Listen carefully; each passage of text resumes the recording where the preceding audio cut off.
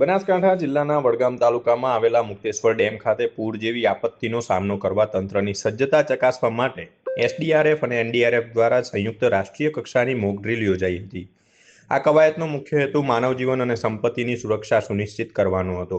આ mock drill દરમિયાન ડેમમાંથી 50,000 ક્યુસેક પાણી છોડવામાં આવ્યું હોય તેવી પરિસ્થિતિનું નિર્માણ કરાયું હતું, જેમાં પાણીના તેજ પ્રવાહને કારણે એક બોટમાં સવાર 4 વ્યક્તિઓ બોટ ઊંધી પડતા ફસાયા હોવાનું દર્શાવવામાં આવ્યું હતું.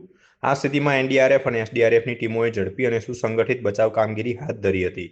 તેમણે ફસાયેલા તમામ 4 વ્યક્તિઓને સફળતાપૂર્વક રેસ્ક્યુ કર્યા હતા. આ ઉપરાંત નદી કાંઠાના નીચાણવાળા વિસ્તારોમાં સંભવિત જોખમને ધ્યાનમાં રાખી સ્થળાંતર અને બચાવ અંગેનું સંપૂર્ણ આયોજન અમલમાં મૂકી સફળ કામગીરી કરવામાં આવી હતી. સમગ્ર કવાયત દરમિયાન તમામ વિભાગો વચ્ચે ઉત્કૃષ્ટ સંકલન જોવા મળ્યું હતું.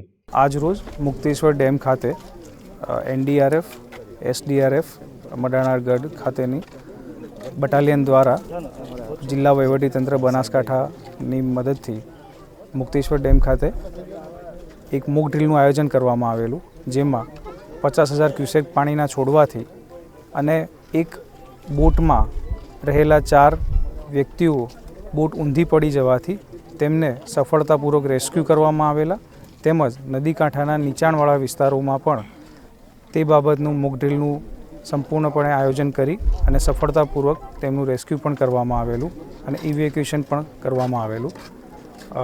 આ મોક ડ્રીલના અંતે તમામ વિભાગોની હાજરીમાં તેનું ડીબ્રીફિંગ સેશન પણ થયેલું, જેમાં તમામ વિભાગોમાં રહેલી ખામી અને તેઓના દ્વારા કરવામાં આવેલી કામગીરીની પણ વિસ્તૃત ચર્ચા કરવામાં આવેલ છે.